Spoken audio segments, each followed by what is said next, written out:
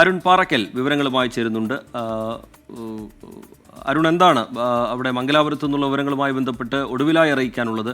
പരിക്കേറ്റവരുടെ ചികിത്സ, നേരത്തെ ഈ രണ്ടുപേരുടെ നില ഗുരുതരമാണ് എന്ന തരത്തിൽ വിവരങ്ങൾ പുറത്തു വന്നിരുന്നു. അതിലെന്തെങ്കിലും അപ്ഡേഷൻ ഉണ്ടോ അരുൺ പാറക്കൽ?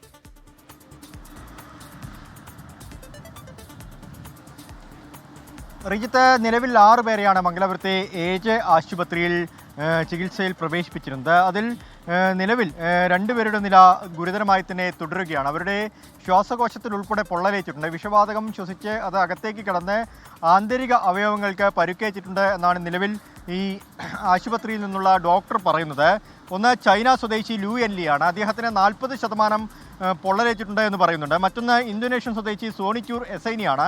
ഇവർക്ക് 2 പേർക്കുമാണ് നിലവിൽ ഗുരുതരമായ പരിക്കുള്ളത്. 40%വും 30%വുമാണ് ഇരുവർക്കും പൊള്ളലേറ്റിരിക്കുന്നത്. എന്തായാലും ഇരുവരും മരുന്നുകളോട് പ്രതികരിച്ചു എന്നാണ് ഒടുവിൽ ഡോക്ടർ നമ്മളോട് സൂചിപ്പിച്ചത്. മരുന്നുകളോട് പ്രതികരിച്ചു, അതുപോലെ തന്നെ വെള്ളം കുടിക്കുന്നുണ്ട്, ഡോക്ടറോട് സംസാരിച്ചു. അത് ഒരു ട്രാൻസ്ലേറ്ററുടെ സഹായത്തോടു കൂടിയാണ് ഡോക്ടർ സംസാരിച്ചത്.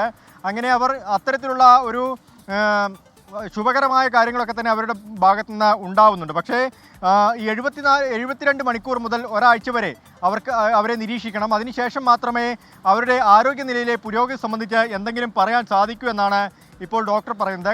ഈ അപകടനില പൂർണ്ണമായും തൃപ്തികരമാണ് എന്നിപ്പോൾ പറയാൻ സാധിക്കില്ല എന്ന് പറയുന്നുണ്ട്. മറ്റ് 4 പേരുടെ ആരോഗ്യനില സംബന്ധിച്ചാണ് പിന്നീട് ഒരു ആശങ്കയുള്ളത്. അതിൽ 3 പേരെ ഇപ്പോൾ നിലവിൽ റൂമിലേക്ക് മാറ്റിയിട്ടുണ്ട്. ഒരാൾക്ക് മുഖത്താണ് പൊള്ളലേറ്റിരുന്നത്. അദ്ദേഹത്തെയും നാളെയോ മറ്റന്നാളോ ആയി റൂമിലേക്ക് മാറ്റാൻ സാധിക്കുമെന്നാണ് ഇപ്പോൾ പറയുന്നത്. ശരി, ഈ കപ്പലിലുണ്ടായിരുന്ന 4 പേരെ കുറിച്ച് വിവരമില്ല. അവർക്കായി തിരച്ചിൽ നടക്കുകയാണ്. ചിലരെ ആശുപത്രിയിലേക്ക് മാറ്റിയിട്ടുണ്ട്. രക്ഷപ്പെടുത്തിയതിൽ ചിലരെ, അതിൽ 2 പേരുടെ ആരോഗ്യനില ഗുരുതരമായി തന്നെ തുടരുന്നു എന്നുള്ളതാണ് ആശുപത്രിയിൽ നിന്ന് ലഭ്യമാകുന്ന ഏറ്റവും പുതിയ വിവരം.